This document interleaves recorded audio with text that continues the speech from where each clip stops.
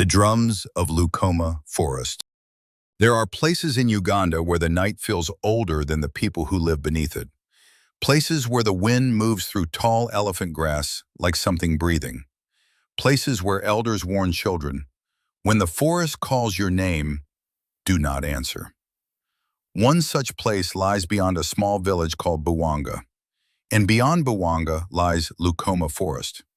The people of Buwanga avoid that forest after sunset, not because of wild animals, but because some nights drums echo from deep within the trees. Drums no one is playing. Drums that stopped a long time ago. Kato had lived in Buwanga his entire life. He was 22, tall, stubborn, and deeply unimpressed by village superstition.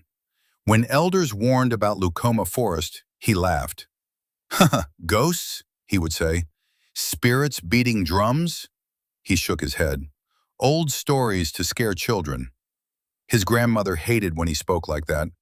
One evening, as she sorted beans beside the cooking fire, she looked up sharply. "You laugh now," she said quietly, "but the forest remembers things." Kato rolled his eyes. "Jaja, trees don't remember." Her eyes hardened. "Some trees do." Every village has a story everyone pretends not to fear. In Buwanga, it was the story of the vanished royal drum. Long ago, before roads and trading centers, a powerful chief ruled the region. His most prized possession was a drum carved from a giant mvul tree. They called it Ngoma ya Katonda, the drum of God. When it was beaten, warriors gathered. When it sounded, villages trembled. But one night the drum disappeared, and with it the chief's entire guard. Their bodies were never found. After that night, the forest grew quiet, too quiet, until the drums began again. One dusty afternoon, a pickup truck rattled into Buwanga. Out stepped a woman carrying cameras and notebooks. Her name was Amina Nansabuga. She was a journalist. She had come chasing a story. When she asked about the drums of Lukoma Forest, villagers avoided her eyes. But Kato leaned forward with interest. "You're chasing ghosts?" he said with a grin. Amina smiled. "I'm chasing truth." He liked her immediately. Amina set up her equipment near the forest edge. Microphones, cameras, recording devices. Kato volunteered to help. "Someone has to prove these stories are nonsense," he said. The sun sank, darkness crept over the land, and then it happened. A deep drum beat rolled through the forest. Boom! Both of them froze. Another beat followed. Boom! Amina's recorder trembled slightly in her hand. "That," she whispered, "that's real." Kato swallowed. "Yes." The drum sounded again, slow, ancient, and impossibly deep. The next night, Kato insisted they follow the sound. "Someone is hiding in there," he said. "Maybe smugglers, maybe thieves." Amina wasn't convinced, but curiosity pulled her forward. They entered Lukoma Forest with flashlights. The trees closed around them. Branches twisted overhead like giant fingers. The drum beats grew louder.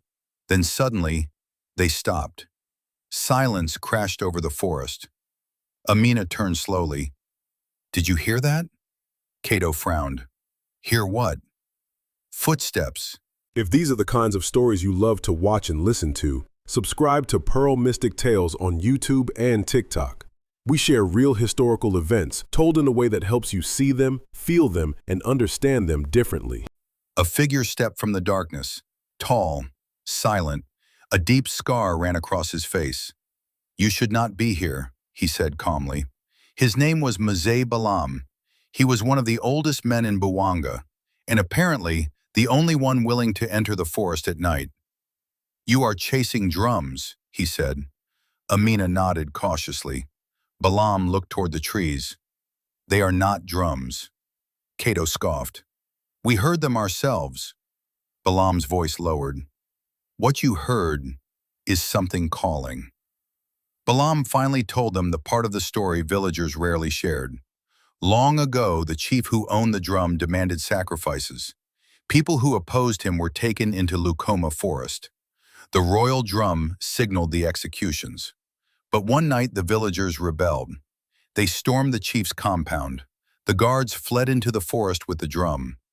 None returned, but the drum did. The next night, beating itself. Cato insisted the story was nonsense.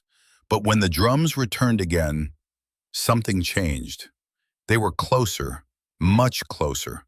Branches rustled. Wind moved against the direction of the breeze. And from deep in the forest came a whisper. Cato froze. "Amina, did you just say my name?" "I didn't say anything." The whisper came again. Cato. His blood ran cold, because the voice sounded exactly like his father. His father had died 10 years earlier. Driven by fear and curiosity, they pushed deeper. The forest opened suddenly into a clearing, and there it stood, a massive drum, ancient, cracked, resting on wooden stands covered in moss. No one touched it, yet slowly, the drum began to move. The skin tightened, and then, boom! Amina screamed. The sound shook the ground. Balaam whispered one word, "Run." The trees groaned. Wind roared through branches. Shadows moved between trunks. Not animals, something older, something watching. The drum thundered again. Boom! And suddenly they realized something terrible. The drum was not calling them. It was warning them. Something else was coming. Balaam grabbed Cato's arm. "We must destroy it." "Destroy what?" "The drum." "Why?" Balaam looked straight into his eyes. "Because it is the door." Behind them, the forest began whispering again. Hundreds of voices, all speaking at once. The drum thundered again. Closer, louder, angrier.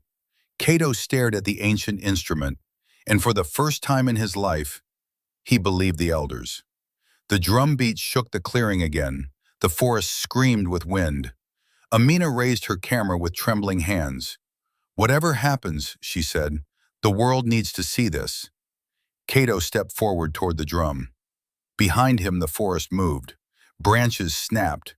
Something massive pushed through the darkness. And then the drum struck one final time. Boom! And the forest answered.